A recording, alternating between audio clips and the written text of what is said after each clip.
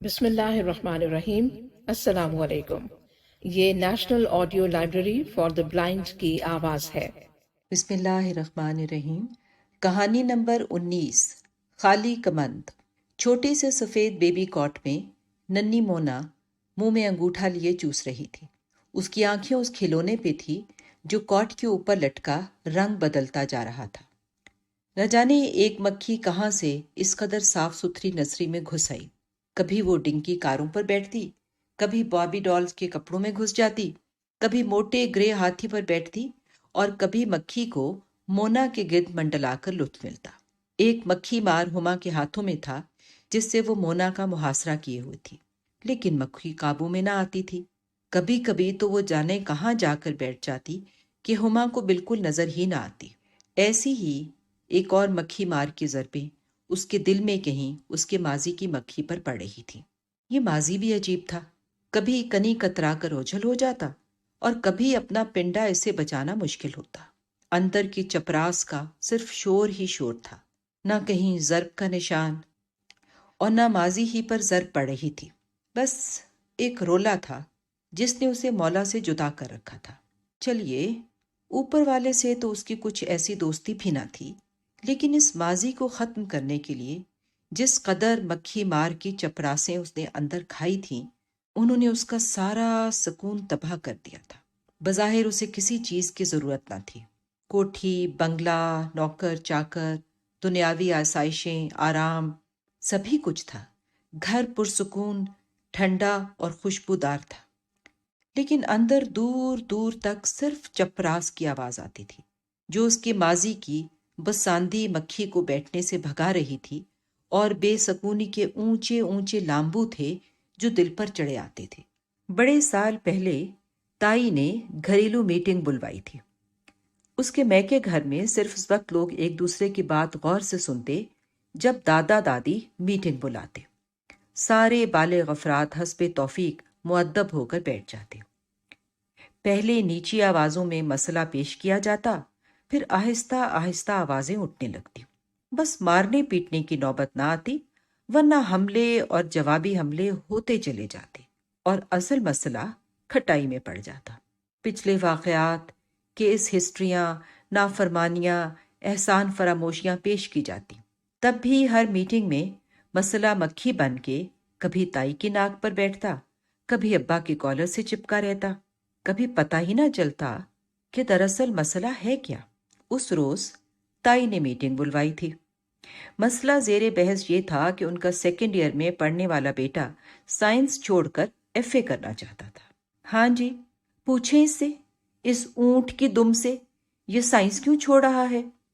دادی نے سب کی طرف مدد طلب نظروں سے دیکھ کر کہا۔ دادا ایک مدت سارے گھر کے ہیڈ رہے تھے۔ انہیں معلوم نہیں تھا کہ اب آہستہ آہستہ ان کے تینوں بیٹے اور ایک بیٹی ان کی اتھارٹی کو محض تکلفاً اور احتراماً مانتے تھے۔ اندر سے سارے کے سارے مکمل طور پر با اختیار ہو چکے تھے۔ ہاں بھائی نامدار، بڑے مختصر الفاظ میں بتاؤ کہ تم ڈاکٹر بننے سے کیوں انکار کر رہے ہو؟ دادا نے پوچھا۔ نامدار سیکنڈ ایئر کا طالب علم تھا، لیکن اس کا قد کاٹ ایسا تھا کہ اسے آسانی سے ایم اے کا اسٹوڈنٹ ظاہر کر سکتا تھا۔ بات یہ ہے دادا جی، میں سمجھتا ہوں کہ ہر انسان کو زندگی کے چند فیصلے کرنے کا حق ہے۔ مثلاً کون کون سے فیصلے؟ دادا کا چہرہ اپنی اہمیت کے احساس سے لمبا ہو گیا۔ یہی کہ وہ کون سا پیشہ اختیار کرے، کس دین کی پیروی کرے اور کس عورت کے ساتھ زندگی بسر کرے۔ یہ تینوں فیصلے اس کے اپنے ہونے چاہیے، تاکہ ذمہ داری بھی اس کی اپنی ہو، تاکہ 10ویں سال دیواروں سے ٹکرے مارے اور گھر والوں کے لیے بوجھ بنے۔ یہی تو وہ فیصلے ہیں جو والدین اپنے تجربے کی بنا پر بہتر کر سکتے ہیں۔ ارجمن تائی شیرنی کی طرح دھاڑی۔ آہستہ آہستہ ارجمن، آہستہ، تایا جی نے نرمی سے کہا۔ ہاں بھائی، ہر فیصلے کے پیچھے کچھ نہ کچھ مضبوط دلائل ہوتے ہیں، چاچا حمید نے کان کھجاتے ہوئے کہا۔ کیا تم سائنس میں چل نہیں سکتے؟ نامدار نے ہاتھ میں پکڑی کتاب کھولی اور آہستگی سے کہا۔ جی نہیں، میں سائنس میں سب سے زیادہ نمبر لیتا ہوں۔ اس وقت بھی میں تھیوری آف لائٹ ہی پڑھ رہا تھا۔ لیکن میں ڈاکٹر بننا نہیں چاہتا۔ پھر کیا بننا چاہتے ہو تم؟ ڈاکیا، کلرک، سیلز مین، بس کنڈکٹر؟ تائی نے پھر سے غرا کر پوچھا۔ اول تو ان پیشوں میں کوئی خرابی نہیں، دوسرے میں تو صرف یہ اجازت چاہتا ہوں کہ مجھے ہیومینٹیز پڑھنے کی اجازت دی جائے۔ کیوں؟ کوئی معقول وجہ، کوئی ٹھوس دلائل؟ تایا جی گرجے۔ نامدار نے نگاہیں جھکا کر کہا، میرا خیال ہے جب سے لوگوں نے ہسٹری، جغرافیہ، پولیٹیکل سائنس اور دوسری ہیومینٹیز پڑھنا چھوڑ دی ہیں، انسان بڑا کمرشل ہو گیا ہے۔ جب تک تعلیم میں ان مضامین کا احیاء نہیں ہوگا، تعلیم میں تہذیب کرنے کی قوت باقی نہیں رہے گی۔ یہ مضامین سوسائٹی میں نرمی لاتے ہیں۔ فارسی پڑھنے والے کو مادہ پرستی دیر سے آتی ہے اور شاید صحیح اٹکل کبھی آ نہیں سکتی۔ تمہارا خیال ہے سائنس پڑھنے والے مہذب نہیں ہوتے؟ تایا یونس گرجے۔ تحقیق اور تخلیق کے لیے سائنس کا علم کام آتا ہے۔ اس کے معنی یہ نہیں ابا جی کہ سائنس غیر مہذب لوگوں کو جنم دے رہی ہے۔ میں فقط اس قدر کہنا چاہتا ہوں کہ سائنس کا بنیادی مقصد تحقیق اور تخلیق ہے۔ اسے اخلاقیات، مذہب، معاشرے کی بہبود، فرد کے سکون اور تربیت کے لیے استعمال نہیں کیا جا سکتا۔ اس کے لیے کچھ اور مضامین، کچھ اور طریقے انسان نے وضع کیے ہیں۔ ہیومینٹیز کی تعلیم کا احیاء انتہائی ضروری ہے۔ احمق، ناہنجار۔ ان ملائم گالیوں کے بعد تایا جی دیر تک پنجابی زبان میں نامدار کو طرح دار گالیوں سے نوازتے رہے۔ فارسی پڑھ کر تیل بیچا کرے گا؟ حمید چاچا غرائے۔ نامدار پر ہر طرف سے دلائل، توجیحات اور گالیوں کی بوچھاڑ ہوتی رہی، لیکن وہ اپنا انڈیا بیان کرنے کے بعد ایک لفظ نہ بولا۔ آخر میں دادا ابا نے لوہار کی آخری چوٹ ماری۔ اچھا فرض کرو ہم مان جائیں، پھر تو کیا بنے گا نامدار؟ میں ایک کامیاب انسان کے بجائے ایک اچھا انسان بنوں گا۔ اور کون تجھ سے شادی کرے گی؟ اور بچے کہاں سے پالے گا؟ اور عزت نفس کیسے حاصل کرے گا؟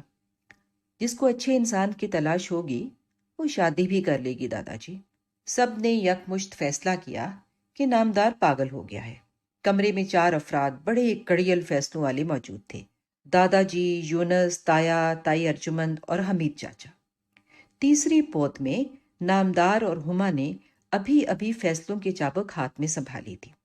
بڑوں کی تھانے داری اتنی مدت سے رہی تھی کہ ان 9 بالغوں کی انا کو 4 بڑے کو چلنے کے لیے کافی تھے، لیکن اندر ہی اندر نامدار اور ہما کو برے بن رہے تھے۔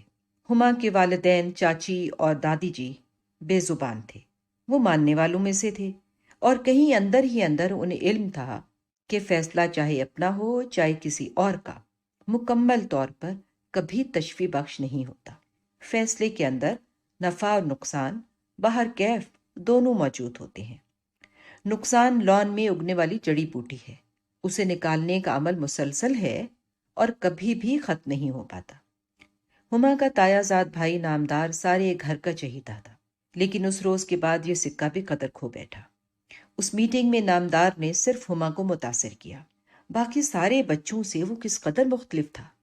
وہ اپنی آوازیں بڑوں کے سامنے نکال کر سیدھا کھڑا رہ سکتا تھا، ہما تو دادا جی اور یونس تایا کے سامنے بولنے کی جرت بھی نہ رکھتی تھی۔ میٹنگ کچھ دیر تو نامدار کے مسئلے پر رہی، پھر ہمیشہ کی طرح چاروں بڑے آپس میں لڑنے لگے۔ وہ اتنی دیر جوائنٹ فیملی میں رہ چکے تھے کہ سب ایک دوسرے سے بڑی جامع شکایتیں رکھتے تھے۔ اس روز نامدار کے والدین میں خوب دھیم پٹاس ہوئی۔ یہ ارجمند اب سب پر یہ ثابت کرنا چاہتی تھی کہ میں نے بچوں کی تربیت میں اس کا ساتھ نہیں دیا، اور یہ نامدار جو اب بغاوت پر آمادہ ہے تو اس کی اصل وجہ نامدار نہیں میں ہوں۔ میں پوچھے اس سے گھر میں بچوں کے معاملے میں کون فیصلے کرتا ہے؟ گود سے لے کر سارے فیصلے اس کے تھے۔ بچوں کو کون سا دودھ پلانا ہے، کس وقت سونا ہے، کب جاگنا ہے، کس اسکول میں یہ سرکس کے جوکر تربیت پائیں گے، چھٹیاں کہاں گزاری جائیں گی، ننہال سے محبت کریں گے ددھیال سے، ماموں چندہ ہوگا کہ چاچا، نانی اچھا انسان ہوگی کہ دادی۔ پوچھئے اس ارجمند بیگم سے کبھی بھی میں نے اس کے فیصلوں سے سرتابی کی؟ اب یہ مجھے الزام دے رہی ہے کہ میں نے کبھی دلچسپی نہیں لی۔ میں اس قدر آئرن ہینڈ تھا کہ اس کی جرت نہ تھی کہ معاملات مجھ سے ڈسکس کر سکتی۔ پوچھئے اس کی بغاوت کا ضامن کون ہے؟ تایا یونس چلائے۔ ارجمن تائی کا چہرہ لال ہو رہا تھا اور وہ جوابی حملے کی تیاری کر رہی تھی۔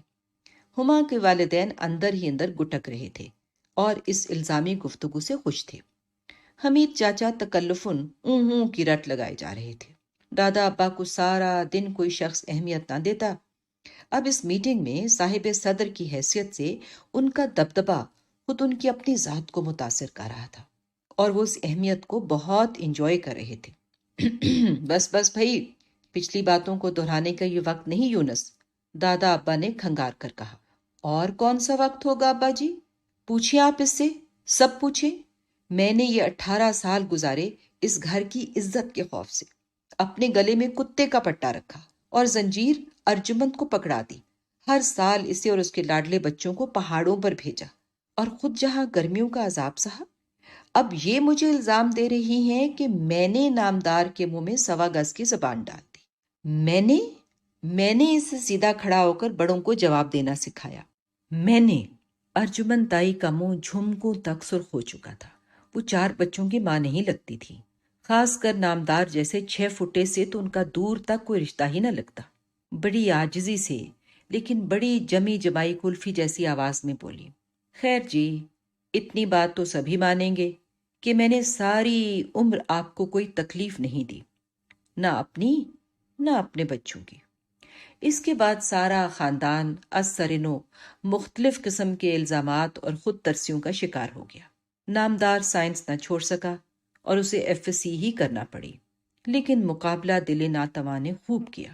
خوبصورت نیلگو نرسری میں چھوٹی مونا کے بیبی کاٹ سے مکھی بھگاتے ہوئے ہما کو اس دن کا ایک ایک لمحہ یاد آ رہا تھا۔ وہ واقعی پہلی بار اپنے تایازاد بھائی نامدار سے بڑی متاثر ہوئی تھی۔ شام کو اس نے نامدار کے دروازے پر دستک دی۔ اندر سے ڈسکو میوزک کی آواز آ رہی تھی۔ دروازے پر ایک بڑا سا سٹیکر لگا تھا، ڈونٹ ڈسٹرب۔ وہ سٹیکر دیکھنے کے باوجود ہولے ہولے دروازہ کھٹکھٹاتی رہی۔ دستک سن کر اندر سے آواز آئی، ہو از دیئر؟ دروازے سے منہ لگا کر ہما نے کہا، میں ہوں۔ میں کون؟ میں ہما۔ نامدار سے ہما 3 سال بڑی تھی اور کمپیوٹر سائنس میں کورس کر رہی تھی۔ نامدار نے دروازہ کھولا۔ وہ کمر کے گرد بڑا سا باتھ ٹاول لپیٹے تھا، بال گیلے تھے اور ان کی بوندیں اس کے چہرے پر گر رہی تھیں۔ اس کا سارا گیلا پنڈا بے نقاب دیکھ کر ہما کچھ سہم سی گئی۔ جی آپا؟ بھائی آج تو تمہاری پرفارمنس دیکھ کر میں حیران رہ گئی۔ کون سی پرفارمنس؟ نامدار نے ماتھے سے پانی پونچھ کر سوال کیا۔ بڑوں کو منانے کی کوشش۔ تم سائنس پڑھنا نہیں چاہتے، اتنی آواز تو نکالی، لیکن کیا فائدہ ہوا؟ آخر میں تو یہی فیصلہ ہوا کہ میں ایف ایس سی کروں گا اور ڈاکٹر بنوں گا۔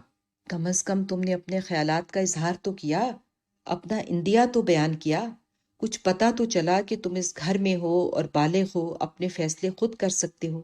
اس سے کیا فرق پڑتا ہے آپا؟ جو گھرانے سیلف میڈ ہوتے ہیں وہاں صرف ایک چیز پیاری ہوتی ہے، وہ کیا؟ عزت۔ بڑی کوشش کے بعد ایسے لوگ کسی مقام پر پہنچتے ہیں۔ وہ ساری خوشیاں قربان کر سکتے ہیں، لیکن ایسا کوئی فیصلہ خود کر سکتے ہیں نہ کسی کو کرنے دیتے ہیں جو گھر کی عزت کو خاک میں ملا دے۔ میں حیران ہوں تم مانے کیسے؟ ان بڑوں کے دلائل تو مجھے متاثر نہیں کر سکے، بس مجھے ان پر ترس آ گیا۔ بڑی مشکل سے یہ لوگ یہاں پہنچے ہیں۔ واقعی مجھے کوئی حق نہیں پہنچتا کہ میں ان کی برسوں کی کمائی یوں تباہ کروں۔ مجھے زندگی میں فیلئر بننے کا کوئی حق نہیں۔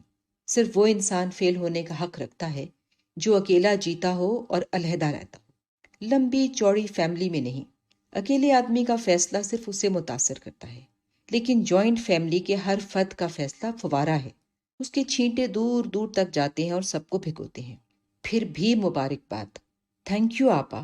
نامدار نے دروازہ بند کیا تو پھر سے ڈونٹ ڈسٹرب کا بڑا سا سٹیکر اس کے چہرے سے آ لگا۔ ہما نے بیبی مونا کے ماتھے سے مکھی اڑاتے ہوئے سوچا، پتہ نہیں مجھے زندگی بھر بند دروازوں پر یہ سٹیکر اتنی بار کیوں ملا۔ جب کبھی دروازہ کھلا بھی ملا، یہی سٹیکر کہیں حلق میں آ کر اٹک گیا اور قدم اندر نہ جا سکے۔ شاید اس کی وجہ بھی یہی تھی کہ وہ ایسے سیلف میڈ خاندان کا فرد تھی جو پاکستان آ کر مالا مال ہوئے، آپس میں جڑے رہنے کے باعث بزدل رہے۔ ان لوگوں نے وہ سب کچھ تو سمیٹ لیا جس سے دبدبا پیدا ہوتا ہے، لیکن وہ روایت، نرمی، اقدار اور کلچر حاصل نہ کر سکے جس سے جدی پشتی خاندانی لوگ پیڑھیوں میں آشنا ہوتے ہیں، اور وہ طور طریقہ، سائیکی، سوچ نہ جان سکے جس سے کھل جا سم سم کے بند دروازے کھل سکتے ہیں۔ اس کے باپ دادا نے گاؤں سے آ کر شہری تہذیب کی آبیاری کی تھی۔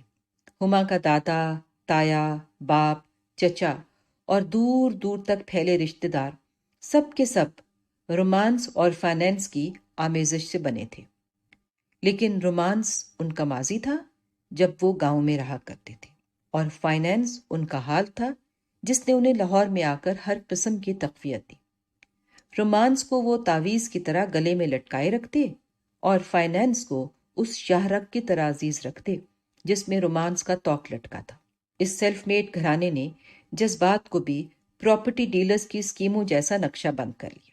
ہما کے گھر میں سب بزرگ کچھ الفاظ بڑی فراخت گلی سے استعمال کرتے: عزت، غیرت، اصول، ایمان، اقدار، وہ تمام نظریے اور الفاظ جن سے ایک پرانی تہذیب کا اظہار ہوتا ان کی گفتگو کا معتبر حصہ تھے، لیکن وہ ساری اقدار یا تو پٹ چکی تھیں جو وہ پاکستان میں ساتھ لائے تھے، یا پھر انہیں زنگ لگ گیا۔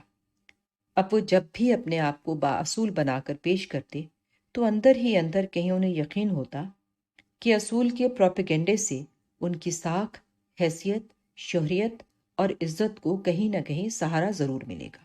وہ لوگ اس لیے اچھے مسلمان نہ تھے کہ انہیں اپنی عاقبت کی فکر تھی۔ نماز، روزے اور زکوٰۃ کی پابندی کی بنیادی وجہ اللہ کے احکامات کی پیروی نہیں تھی، بلکہ انہیں ڈیفنس کے سیکٹر بی میں ایسی شہرت کی تلاش تھی کہ اس قدر امیر ہو کر بھی وہ لوگ کس قدر دین پرست ہیں۔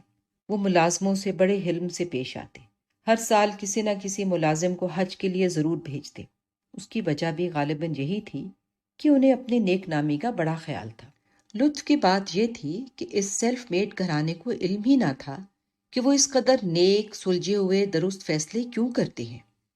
انہوں نے کبھی ڈیریل ہونے کا نہ سوچا۔ ان کے وہم و گمان تک میں نہ تھا کہ دولت، عافیت اور طاقت خود غلط فیصلوں کا خمیر ہے، اور سیلف میڈ آدمی اپنی سی کتنی بھی کوشش کیوں نہ کرے، جب پتنگ آسمان پر چڑھ ہی جائے تو پھر کسی نہ کسی طور اسے کٹ کر یا ڈور سے بندھے بندھے اترنا ہی پڑتا ہے۔ آسودگی اور آسائش و زبائش نے آہستہ آہستہ گھر کی عورتوں کو کاہل کر دیا۔ مرد جسمانی طور پر ایک ہی کھونٹے کی گائے بن کر رہتے، لیکن خانگی زنجیروں سے بندھے ہوئے مرد ذہنی آوارگی سے آشنا ہو چکے تھے۔ ایک فاصلے سے وہ سب جنگل کے شیروں کی طرح لگتے، لیکن قریب پہنچنے پر پتہ چلتا کہ ان کی عیال کے تمام بال سنتھیٹک ہیں۔ اس سیلف میڈ گھرانے کی دوسری پیڑھی نے اتنی دولت جمع کر لی تھی کہ اب تیشا پکڑنے کی بنیادی ضرورت ختم ہو گئی۔ مرد، عورتیں سب محنت مشقت کے نعرے لگاتے رہتے۔ وہ کھانے پینے کے دوران بازاروں میں گھومتے ہوئے وی سی آر کے آگے بیٹھ کر دوسروں کو نصیحتیں اور اپنے ہر عمل کو بہتر ثابت کرتے ہوئے وقت گزارتے۔ مرد دولت کمانے میں دلچسپی رکھتے تھے، نہ عورتیں گھرداری اور بچے پالنے کی اہل رہی تھی۔ سارا سیلف میڈ گھرانہ ایسی اقدار کا شکار ہو گیا تھا جو حسیات سے تعلق رکھتی ہیں۔ خوبصورتی اور خوبصورتی کا حصول، hygiene, packing, polish, style, design ان کے لیے بنیادی قدریں تھیں۔ حسیات نے ان کے سارے نظام حیات پر اپنا شامیانہ تان دیا تھا، لیکن ساتھ ساتھ وہ بزدل بھی تھے۔ ناکام ہونے کی ان میں جرأت نہ تھی۔ یہ بھی فکر تھی کہ کہیں نامدار اور ہما تیسری پود عزت کے شیش محل میں آگ نہ لگا دے، کہیں گھر کے پورچ میں ٹائر جلنے کی نوبت نہ آ جائے، کسی دماغ میں بڑوں کے خلاف کوئی خیال، برائی یا ارادہ جڑ نہ پکڑ لے۔ وہ سارے بچوں کو ستون بنا کر اپنی عزت والی چھت کے نیچے ایستادہ کرنا چاہتے تھے۔ سارے لڑکوں کو اعلیٰ تعلیم اور بچیوں کو رتبے والے شوہروں سے بیاہنا چاہتے تھے۔ وہ ایک ایسی شاہراہ پر چل رہے تھے جس سے واپسی کا کوئی راستہ نہ تھا، جہاں ناکام ہونا گالی کے مترادف تھا اور پیچھے رہ جانا ہمیشہ کی جدائی۔ مونا کے چہرے سے مکھی اڑاتے ہوئے ہما نے سوچا، کیا میں بھی ایسے ہی کروں گی؟ کیا میں بھی خوشی پر عافیت کو ترجیح دوں گی؟ کیا میں بھی غلط فیصلوں کی کوئی گنجائش مونا کی زندگی میں نہ رکھوں گی؟ اپنے ماضی کو ضمیر کی چپراس مارتے ہوئے اس نے سوچا کیسی آسانی سے وہ اور نامدار قریب آ گئے تھے۔ نامدار سائنس پڑھتے پڑھتے ڈاکٹر بن گیا، ڈاکٹر بن کر ہاؤس جاب کرنے لگا، لیکن وقت کا پتہ ہی نہ چلا۔ ایک روز نامدار نے بڑوں کے آگے ہمت دکھائی اور ہار بھی گیا، لیکن اس ہار کے باوجود ہما کے دل میں ایک تصویر کھنچ گئی۔ وہ گھاٹے کا سودا کرنے کی ہمت رکھتا تھا۔ فیلئر کہلانے میں اس کے نزدیک کوئی برائی نہ تھی۔ پتہ نہیں وہ نامدار کو تایازاد بھائی سمجھتی تھی یا اسے اپنا دوست بنانا چاہتی تھی، یا شاید کہیں ساری معصومیت کے پیچھے کوئی اور جذبہ بھی چھپا تھا۔ اس شام وہ دوبارہ نامدار کے دروازے پر دستک دینے گئے۔ ڈونٹ ڈسٹرب کا سٹیکر ابھی تک دروازے پر لگا تھا، لیکن جا بجا سے ٹیپ اکھڑ گئی تھی۔ اندر سے ڈاکٹر نامدار گلے میں اسٹیٹوسکوپ اور اینک ناک پر لٹکائے برآمد ہوا۔ آئیے آپا، آئیے۔ کئی برسوں میں ان کی دوستی، محبت اور قربت نے چھوٹے بڑے کئی قرینے کاٹ لیے تھے۔ ایک مشورہ لینا تھا تم سے۔ میرا خیال ہے آپا کہ میرا مشورہ ہرگز ہرگز عمل کے قابل نہیں ہوگا۔ کیوں؟ کیوں نامدار؟ میں پریکٹیکل آدمی نہیں، مجھے خواب اچھے لگتے ہیں، لیکن میں ان کے پیچھے بھاگتا نہیں۔ میں زندگی میں ڈراپ آؤٹ ہو کر آزاد ہونا چاہتا ہوں، لیکن میں اپنی خواہش کو فالو نہیں کرتا۔ وہ کیسے؟ ہما نے پوچھا۔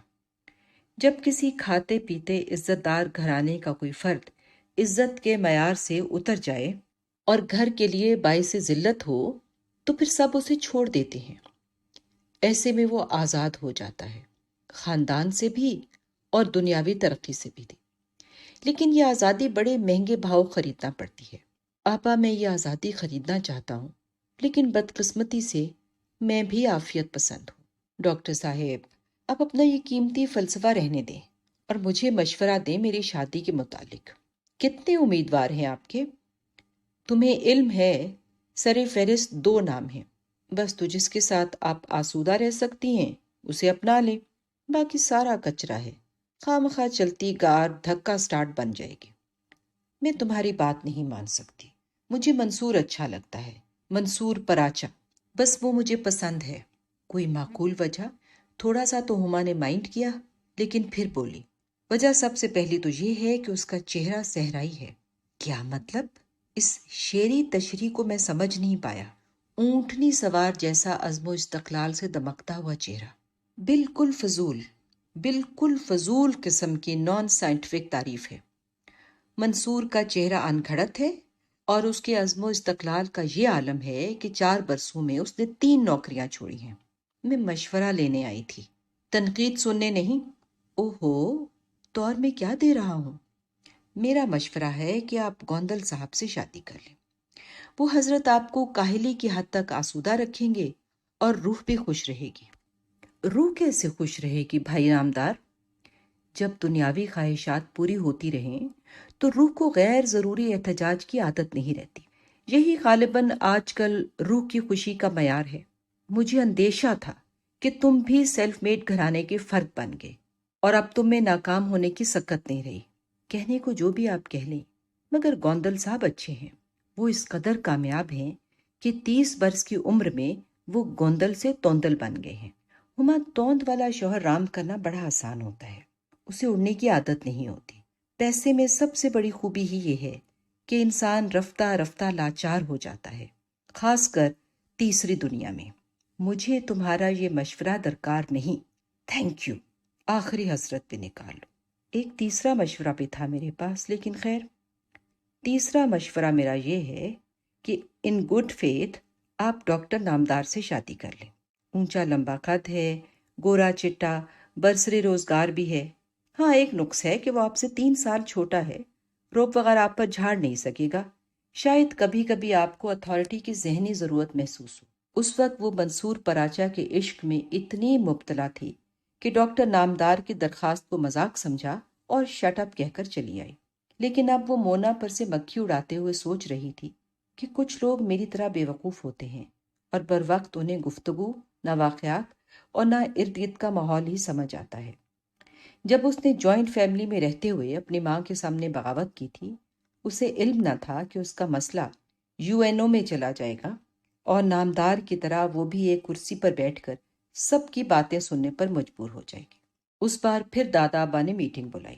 رات کے کھانے کے بعد سارا خاندان آراستہ ڈرائنگ روم میں اکٹھا ہوا۔ سارے بالغ جمع تھے اور بتیاں روشن تھیں۔ کیوں بھائی، میں نے سنا ہے کہ تم نے مرتضیٰ گوندل کو ناپسند کیا ہے، کوئی معقول وجہ؟ ہما نے پہلے نامدار کی طرف دیکھا جو اپنے بائیں کان کو صاف کر رہا تھا۔ شاید وہ سوئمنگ سے لوٹا تھا کیونکہ اس کے بال گیلے تھے اور کندھوں پر تولیہ بھی گیلا گیلا نظر آ رہا تھا۔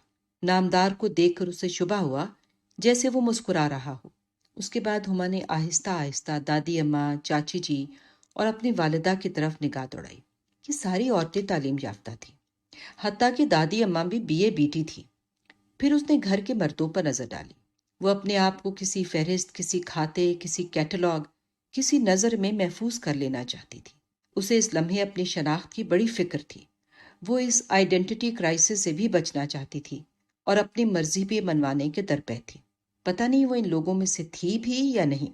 کم از کم ایک خوبی اس میں سارے گھرانے سے زیادہ تھی کہ وہ ان سب سے زیادہ بزدل تھی۔ بتاؤ، مرتضیٰ کے ساتھ شادی سے انکار کی کوئی معقول وجہ، یا پھر دوسرے الفاظ میں منصور پراچے کے حق میں ووٹ دینے سے حاصل؟ تایا یونس نے پوچھا۔ روئی کا ایک پھاہا سا ہما کے گلے میں پھنس گیا۔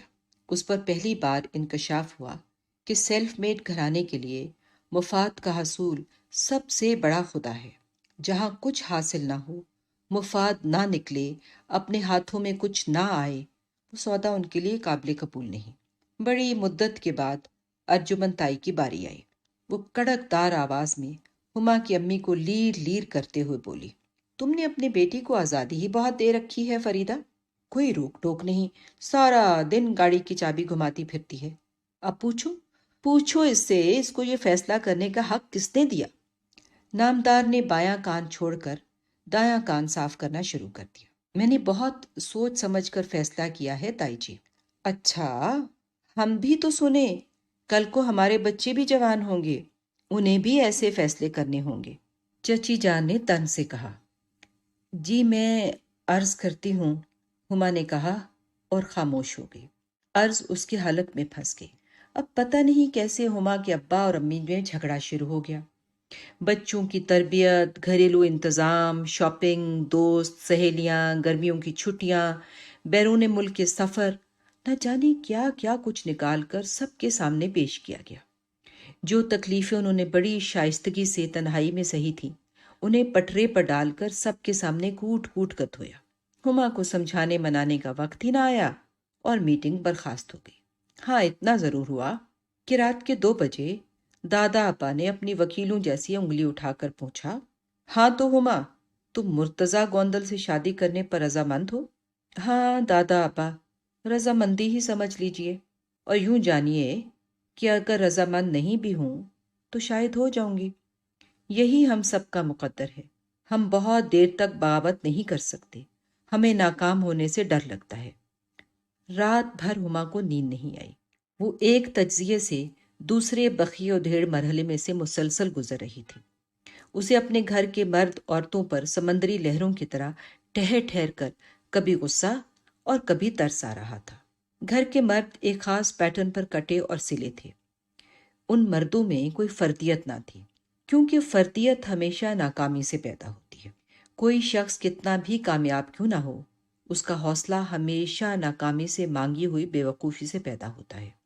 یہ سارے کے سارے لوگ مقلد تھے اور کامیابی کی سیڑھی کو نت سیدھا رکھتے تھے۔ یہ خود مختار، تقلید پسند مرد بنیادی طور پر جھیمپو شخصیت کے مالک تھے۔ معاشرے کی تہ در تہ پیچیدگیوں کو توڑنا تو درقرار انہیں سمجھنے کی بھی ان میں صلاحیت نہ تھی۔ ان کے اندر اگر کوئی لاوا کبھی تھا بھی تو اب وہ سرد پڑ چکا تھا۔ ہما کو معلوم نہ تھا کہ آگہی کی اتنی بڑی قیمت ادا کرنا پڑتی ہے۔ اس کا ہاتھ بھی اچانک آگہی کے ہینڈل پر پڑ گیا تھا۔ دروازہ کھلنے پر جو روشنی اس پر پڑی، اس نے ہما کو اور بے جان کر دیا۔ صبح کی اذان کے وقت اس کے دروازے پر دستک ہوئی۔ کون ہے؟ آہستہ بولیں۔ میں ہوں، نامدار، ڈاکٹر نامدار۔ ہما نے آپاؤں کی طرح جھوٹا غصہ جتاتے ہوئے دروازہ کھولا۔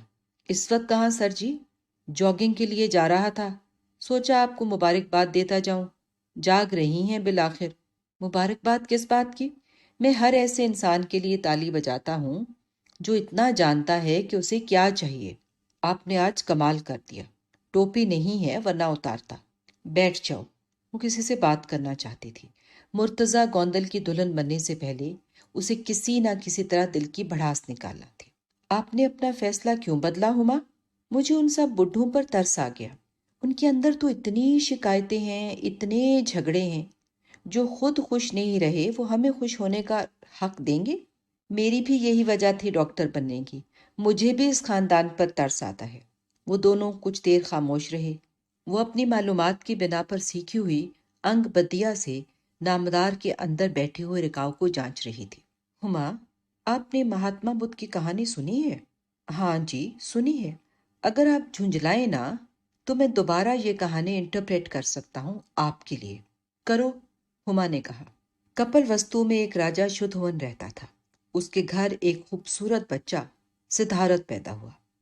یہ بچہ باپ کو اتنا پیارا تھا کہ اس نے سارے محل میں حکم دیا کہ بچے کو ایسے ماحول میں رکھو جہاں یہ کبھی بیماری، موت، غم اور تبدیلی سے آشنا نہ ہو۔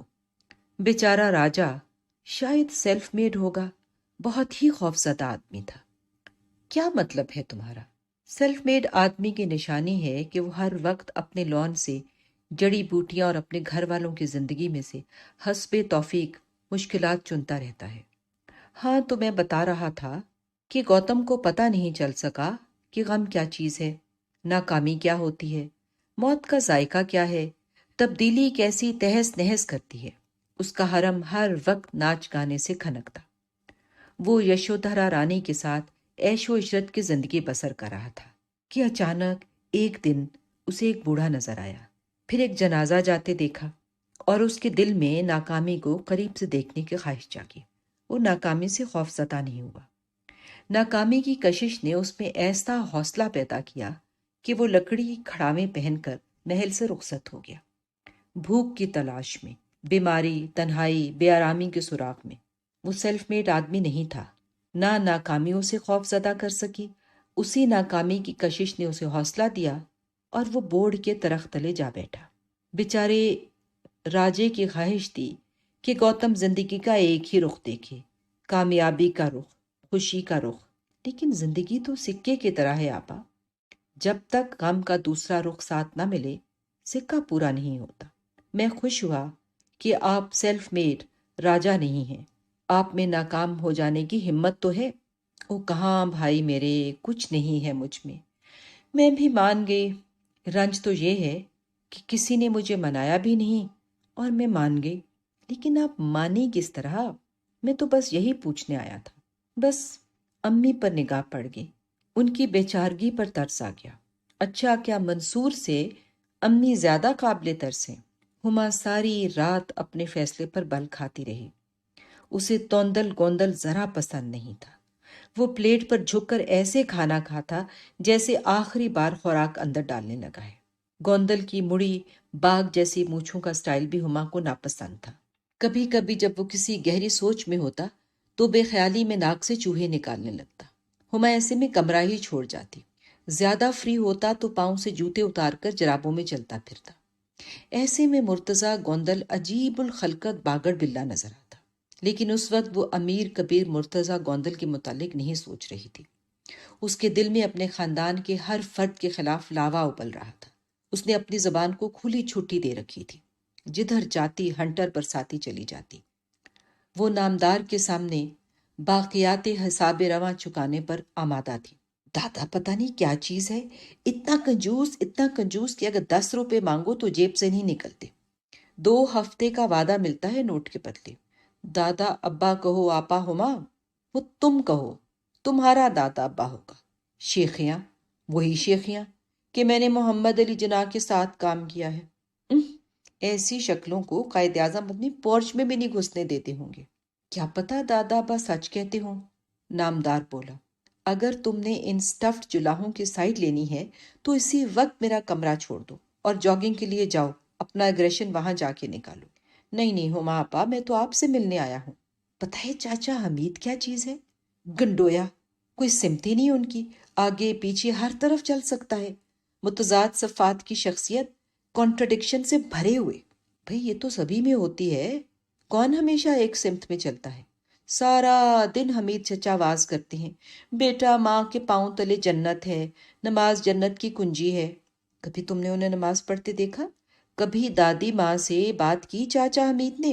सारा दिन अपनी तहजीब के गुण गाते नहीं थकते, लेकिन कोई ऐसा शॉर्टकट नहीं छोड़ते जो उन्हें मगरबी तहजीब के करीब तक करते।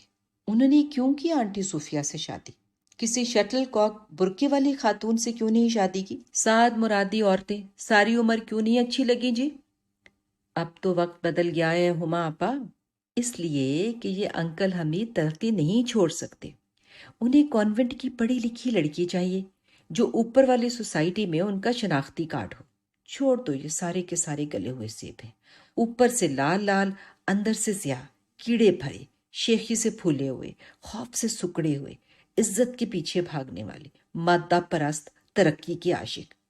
वो बहुत ही गुस्से में थी और किसी तौर भी उसका अताब छींटे उड़ाए बगैर ना रह सकता था। हत्ता कि वो अपनी माँ के खिलाफ भी उबल रही थी। और मेरी मम्मी क्या है भला? कॉन्वेंट में पढ़कर उन्हें लगता है कि वो सफ़ेद फार्म कौमों की फर्द है। हर तरह से वो अपने आप को नेटिव मुकामी लोगों से बरतर समझती हैं। कभी उनको गौर से देखो, उनका इल्म, पहनावा, ज़ौक सब शहादत देते हैं उनकी बरतरी की। वो हॉट हाउस का फूल हैं। उनके सामने कभी कोई एच और डब्ल्यू का तलफ़ुज़ ठीक ना बोले तो चेहरा देखा करो उनका।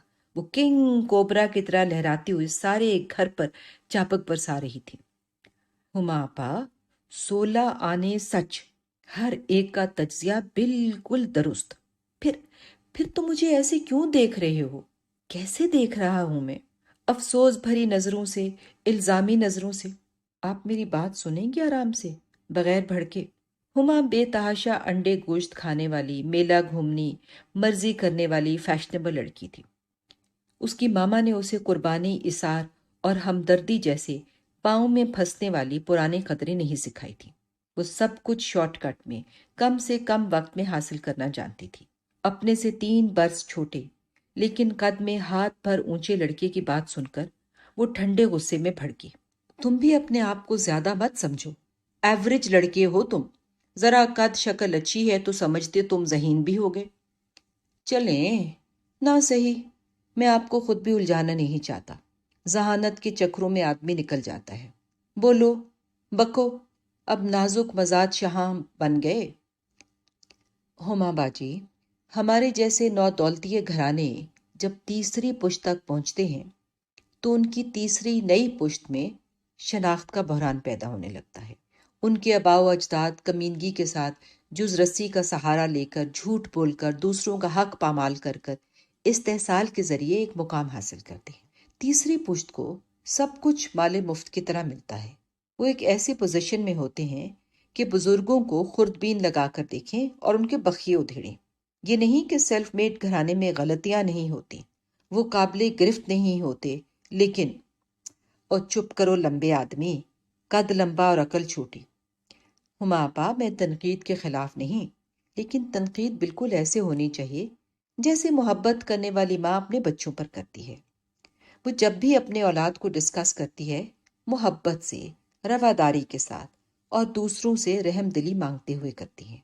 आप देख लें, हम अपने सेल्फ मेड पाकिस्तान से क्या कर रहे हैं, हम उसकी गलतियां कैसे निकालते हैं।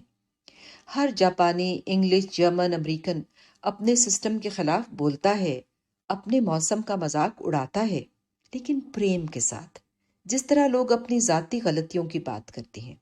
इन लोगों को शनाख्त का बहरान नहीं होता। दुनिया के कम मुल्क ऐसे हैं जहाँ के लोग अपनी कमी कोताही के मुतालिक नफरत से अपने आप को अलहदा समझ के बात करते हो। मेरे घर वाले और हम पाकिस्तानी सिर्फ ऐसे हैं। मैं भी अपने घराने से मुतालिक अच्छी राय नहीं रखता, लेकिन मैं उनसे कुछ अलहदा या बेहतर नहीं। आपका और मेरा सिर्फ इतना फर्क है, आप खानदान से अलग हैं और अपने आप को उनसे अफजल समझकर बात करती हैं। मैं काले कव्वों की डार का एक काला कव्वा हूँ और अपनी सयाही का जिक्र मोहब्बत से करता हूँ। इसीलिए मेरा तशख़्ख़ुस गुम नहीं होगा।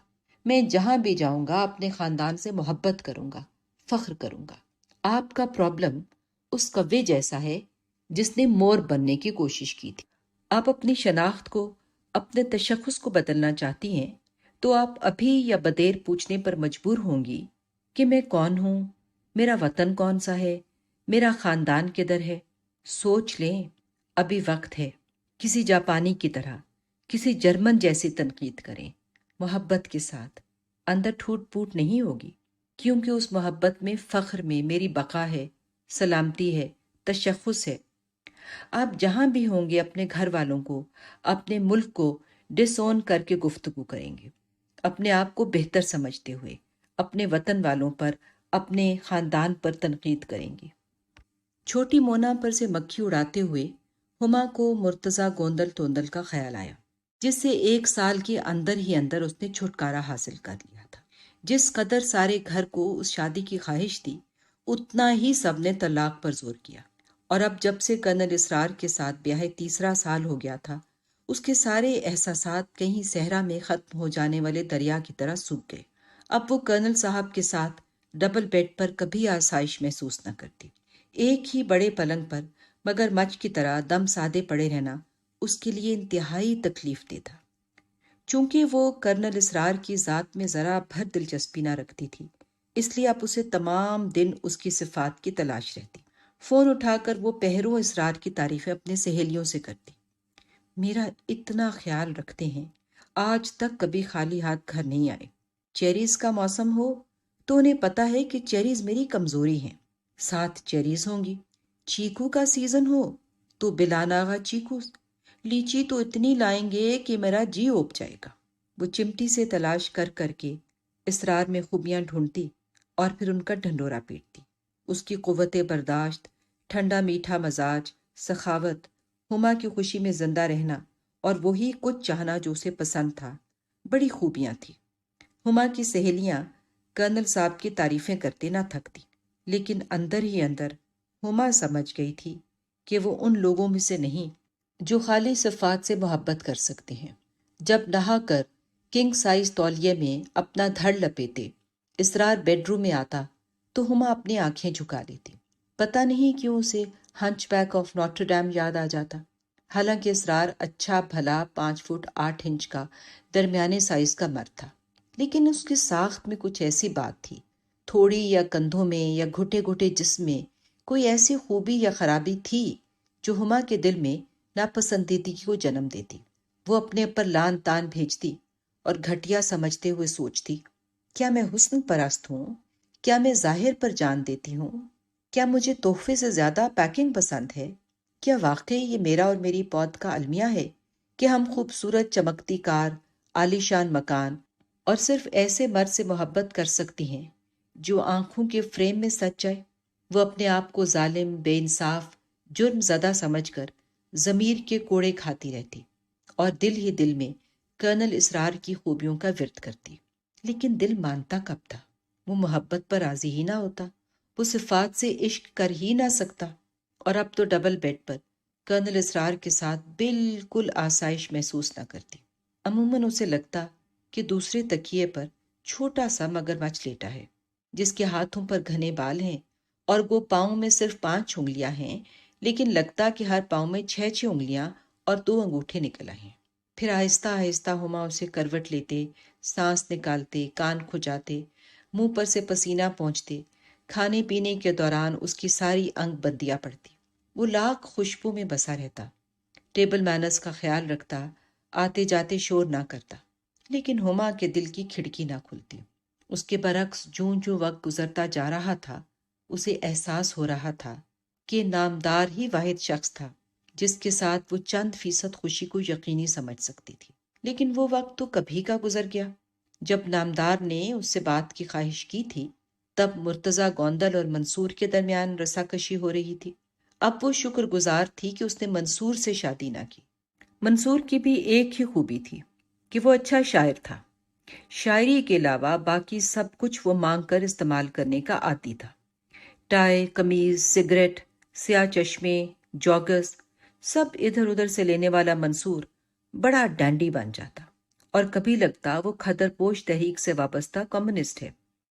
ایک مدت سے اس نے منصور اور گوندل کے متعلق سوچنا چھوڑ دیا تھا، لیکن ڈاکٹر نامدار اس کے ساتھ کہیں سے لڑکتا چلا آ رہا تھا۔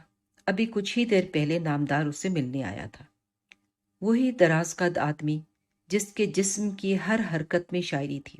ایسی متوازن ہم قافیہ حرکتیں ہما نے ایک عرصے سے نہیں دیکھی تھی۔ اس نے پینٹ شرٹ کے اوپر ڈاکٹروں والا کوٹ پہن رکھا تھا۔ آپ نے یاد کیا ہما آپا؟ ہاں، میں نے بلایا تھا۔ فرمائیے، بیٹھو، چائے پیو گے کہ ٹھنڈا؟ اپنی گھڑی پر سرسری سی نظر ڈال کر وہ بولا، نہیں جی کچھ نہیں، ابھی ناشتہ کیا ہے۔ گھر کا کیا حال ہے؟ سب ٹھیک ہیں، ابھی کل ہی تو آپ آئی ہوئی تھی، ملی نہیں تھی سب سے؟ ہاں آئی تو تھی نامدار، لیکن آج جب میں گھر آتی ہوں تو مجھے لگتا ہے جیسے باہر سے اجنبی ہوں۔ میرا اپنے میکے سے کوئی تعلق نہیں، آنل کنٹ چکی ہے۔ آپ کو کیا ہے ہما آپا؟ جب آپ ہمارے ساتھ تھی تو آپ کو اعتراض تھا کہ آمل کٹنے میں نہیں آ رہی۔ یاد ہے آپ کہا کرتی تھی کہ ہم لوگ اتنے ڈپینڈنٹ کیوں ہیں، یہ ہمارے بزرگ ہمیں آزاد کیوں نہیں کرتے؟ اب آپ خود مختار ہیں، you are on your own, لیکن اب آپ کو یہ فکر ہے کہ آپ کا تعلق ختم ہو رہا ہے تو آپ کو اپنی شناخت کی فکر ہے۔ کہہ لو میں ناشکر گزار ہوں، کہنا چاہتے ہو نا؟ نہیں، میں تو کچھ بھی نہیں کہنا چاہتا۔ پھر تم کیوں آئے ہو نامدار؟ آپ کا حکم تھا، آ گیا۔ کیا اب تم ایسے ہو گئے ہو، حکم ماننے والے؟ تمہارے فیصلے اب اور کرتے ہیں؟ تمہاری اسپرٹ ختم ہو گئی ہے کیا؟ تم نے اپنے لیے سوچنا چھوڑ دیا ہے؟ کچھ دیر وہ خاموش رہی۔ نامدار نے کسی بات کا جواب نہیں دیا۔ میں نے سنا ہے تمہاری شادی ہو رہی ہے؟ بڑی دیر بعد ہما بولی، جی عنقریب۔ تمہیں محبت ہے عاشی سے؟ وہ خاموشی سے اپنے سفید کوٹ سے کھیلتا رہا۔ میں نے کچھ پوچھا ہے تم سے نامدار؟ جی؟ کیا مطلب اس جی کا؟ کیا تمہیں محبت ہے عاشی سے؟ بات یہ ہے ہما آپا، سیلف میڈ جوائنٹ گھرانوں میں افراد کے پاس چوائس ہوتی ہے تو صرف ایک، یا وہ سب کی مان لیں یا پھر ناکامیاب زندگی کے لیے تیار ہو جائیں۔ کچھ سال پہلے میں ہمت رکھتا تھا کہ اپنی سوچ کا ساتھ دوں، اب مجھے کامیابی کا چسکا پڑ گیا ہے۔ میں ایک اچھا کامیاب ڈاکٹر ہوں، کچھ دیر بعد امتحان دینے لندن جاؤں گا۔ مجھے محبت کے چکر میں پڑنے کی اب چاہت نہیں رہی۔ محبت چکر ہے نامدار؟ محبت چکر ہے؟ کچھ سال پہلے میں بھی سمجھتا تھا کہ محبت کے بغیر آدمی آکسیجن کی کمی کا شکار ہو جاتا ہے، ہیموگلوبن ختم ہونے لگتا ہے اس کا۔ اب میری سوچ بدل گئی ہے۔ یہ کیسے ہو گیا نامدار؟ تم تو اتنے آدرش پرست، اس قدر حوصلہ مند، سب سے ٹکر لینے والے تھے۔ وہ اچانک اٹھ کھڑا ہوا۔ ہاں جی، وہ ایک عمر تھی، اب میں کامیاب ہوں، ناکام فیصلے کرنے کا اہل نہیں۔ ہما کو اپنے ڈبل بیڈ کا خیال آیا۔ اسے تکیے پر لیٹا ہوا ہنچ بیک نظر آیا۔ سنو نامدار، میں آخری بار پوچھنا چاہتی ہوں، کیا تمہیں عاشی سے محبت ہے؟ محبت تو جس سے تھی اس سے تھی، اب میں شادی صرف عاشی سے کروں گا۔ کیوں؟ ہما نے تڑپ کر کہا، وہ ڈاکٹر ہے، خوبصورت ہے، اس میں وہ خوبیاں ہیں جو مجھے اور میرے پروفیشن کو سوٹ کرتی ہیں، میرے پیشے کے مناسب ہیں۔ ہم دونوں مل کر ایک کامیاب زندگی بنا سکتے ہیں۔ وہ میری جد و جہد میں ہر طرح میرا ساتھ دیکھ سکتی ہے۔ اور میں نامدار، پتہ نہیں کیوں اس کے منہ سے نکل گیا۔ آپ ہما آپا؟ میں نامدار، مجھے وہ کچھ مکمل نہ کر سکی۔ آپ اس ڈبل بیڈ سے سمجھوتا کر لیں ہما آپا، بالآخر آپ کی بہتری ہوگی۔ ذرا میری طرف دیکھیے نا، میں ڈاکٹر نہیں بننا چاہتا تھا لیکن بن گیا۔ میں آپ سے شادی کرنا چاہتا تھا لیکن وہ بھی اچھا ہوا۔ آپ کے فیصلوں کے طوفان چلتے رہے اور ابھی تک، اب جب کہ میں 35 برس کا ہو گیا ہوں، کنوارا ہوں، میں اس نتیجے پر پہنچا ہوں کہ میں half baked, half hearted, half قسم کا کچھ بھی نہیں چاہتا۔ میرے جینز میں رسک لینے کی ہمت نہیں، اس لیے میں ایسے ہی مشہور و معروف ڈاکٹر بن کر دکان چلاتا رہوں گا اور عاشی سے شادی کر لوں گا۔ چلاتے رہو کلینک، سیلفش آدمی۔ لیکن میں کیا کروں؟ آپ کیا کرنا چاہتی ہیں؟ مونا کو پالیں اور کرنل صاحب سے محبت کریں۔ مجھ سے مونا پلتی ہے نہ محبت کی جاتی ہے، خاص کر کرنل صاحب سے۔ کیوں آخر؟ کیوں؟ مجھ میں حیاتیاتی خرابی ہے کوئی، یا پھر میں ماں بننے کے قابل نہیں؟ میں مونا ہی سے دن میں کئی بار بریک چاہتی ہوں، مکمل چھٹکارا۔ मुना भी मुझे थका देती है। आंसू छल छल उसकी आंखों से बह रहे थे। दाएं बाएं सर हिलाने के बायस इधर उधर गिर रहे थे। मुझे बेहतरी के लफ्ज से नफरत है नामदार। मैं अपनी बेहतरी नहीं चाहती। हाँ, हो सकता है, लगता है कि आप में अभी तक नाकाम होने की ख्वाहिश बाकी है। वो चलने लगा, आहिस्ता आहिस्ता। नामदार, क्या क्या तुम्हें कभी मुझसे मोहब्बत थी? कभी, किसी वक्त? ऐसी बातों का क्या फायदा? अब ऐसी बातों का फायदा? नामदार चला गया। अब वो सिर्फ फायदे हसूल की बात समझता था। देर तक वो समझ ना पाई कि उसने नामदार को क्यों बुलाया था। वो तो खुद एक सेल्फ मेड घराने में पली थी, जहां हर खुशी को फायदे पर कुर्बान करने का रिवाज था। छोटे से बेबी कॉट में नन्ही मोना मुंह में अंगूठा लिए लेटी थी। न जाने कहां से एक मक्खी इतनी साफ सुथरी नर्सरी में दर आई थी। मक्खी मार हुमा के हाथ में था। पता नहीं उसे क्यों ये खौफ था कि वो इस मक्खी मार से कहीं मोना को ही ना पीटने लग जाए।